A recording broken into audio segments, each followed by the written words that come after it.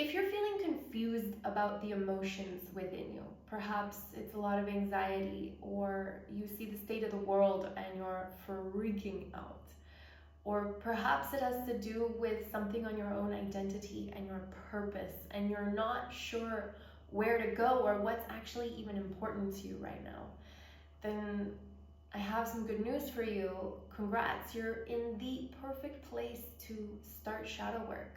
And maybe you've done it before, but there's nothing like doing shadow work in a space that you've never been before with yourself, in terms of emotions and the area of life that's causing and triggering you into crazy emotions. And I say this with the utmost honor and respect for you as you're feeling whatever's coming up, these conflicts within that make you feel like things aren't going to be okay, and you don't know what's going to happen, and you want to protect all these elements of your life that are so beautiful, and you're afraid of losing what is. That's okay.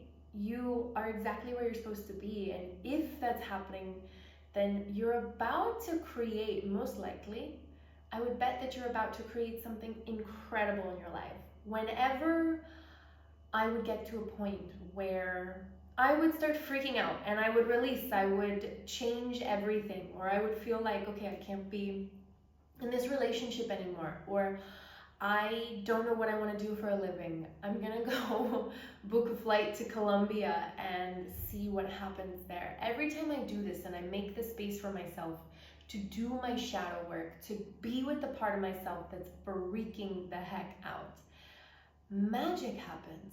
And so this video is for you if you're ready to do the shadow work and let the magic happen for you, and stop resisting and struggling and feeling stuck and letting being stuck be your reality, because there's so many possibilities that can happen when your emotions feel like you're in chaos and you don't know what to do.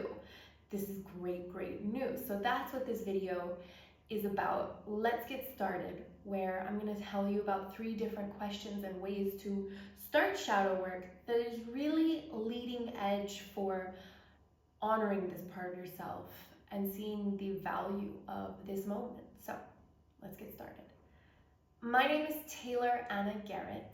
Welcome to the Wealthy Changemaker, where we talk all things wealth, earth, and tribe, which are 3 really important cornerstones to a rich, beautiful life that is filled with what's important to you and most in alignment with what you value. As we're looking at shadow work, it's a very important part of building authentic, sustainable wealth.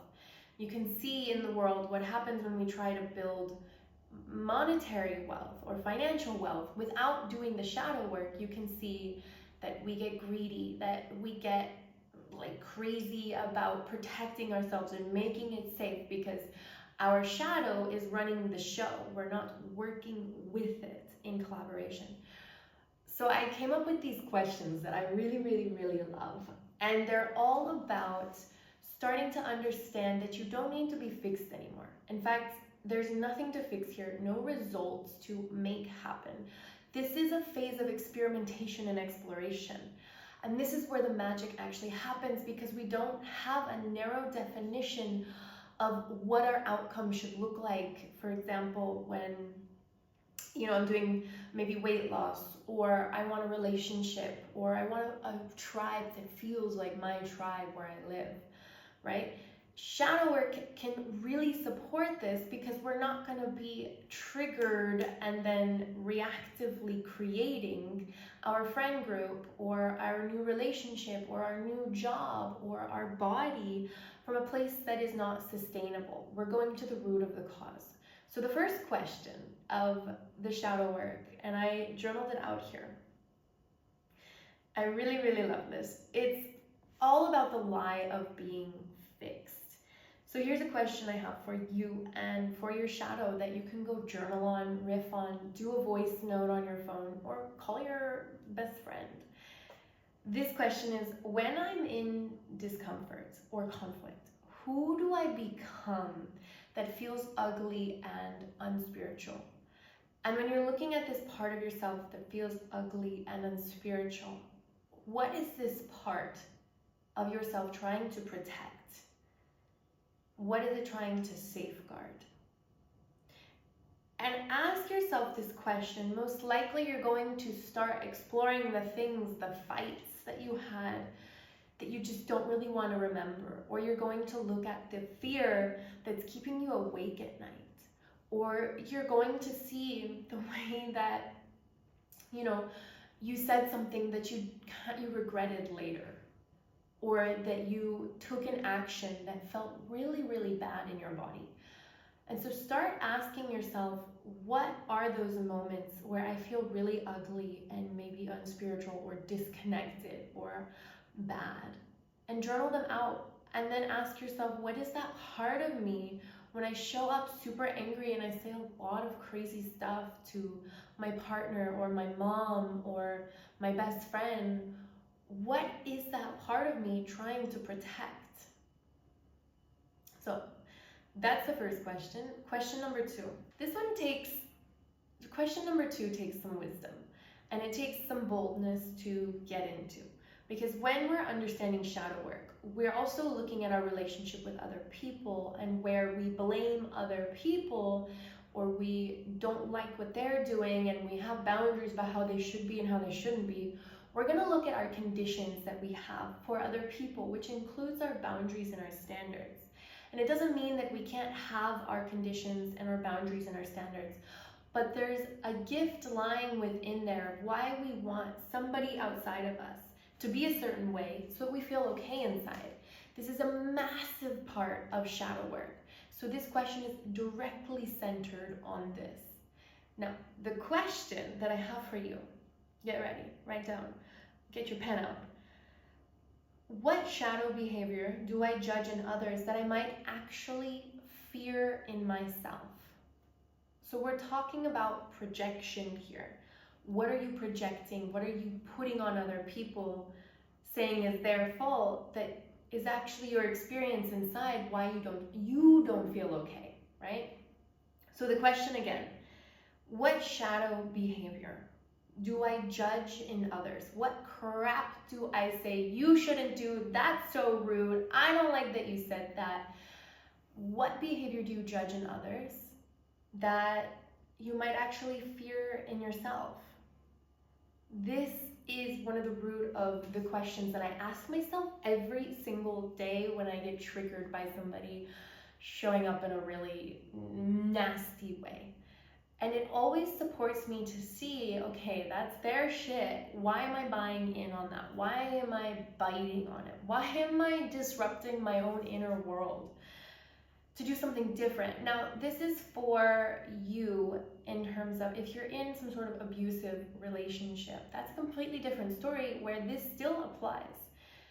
Yet, we get to know how to remove ourselves from relationships that are not a vibe, that are just extremely destructive. So we can actually ask this question.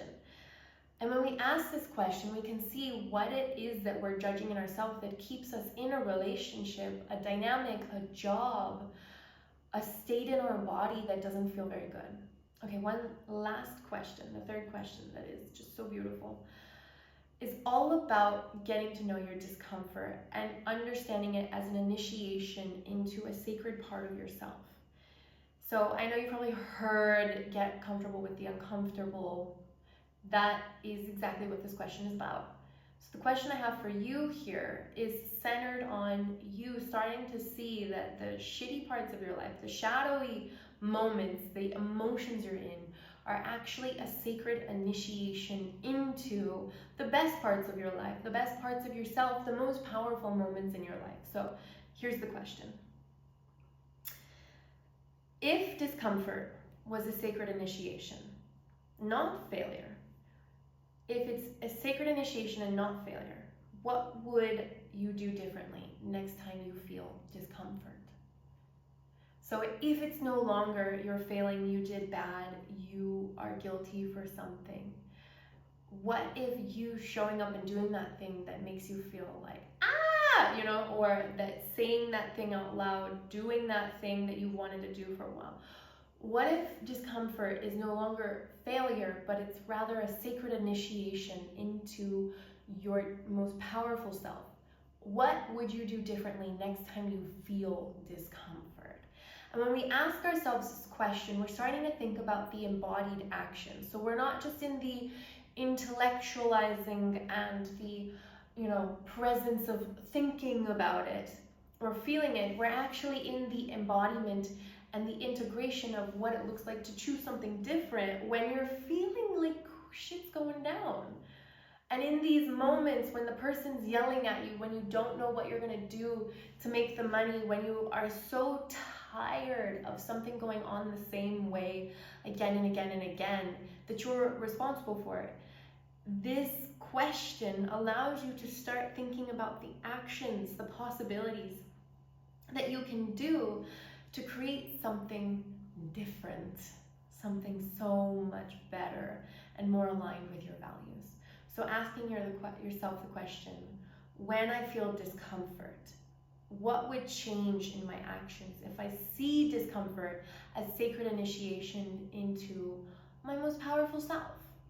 Like, what would you do differently? It's a really simple way to look at not just the thinking and the being and the feeling, but really the embodied experience here on earth where you're doing shadow work. So with that being said, let me know in the comments what really stood out to you for shadow work, what's worked well for you in your own experience, and let me know anything that came up that was extremely powerful for you to go and try and do and live in this beautiful freaking world.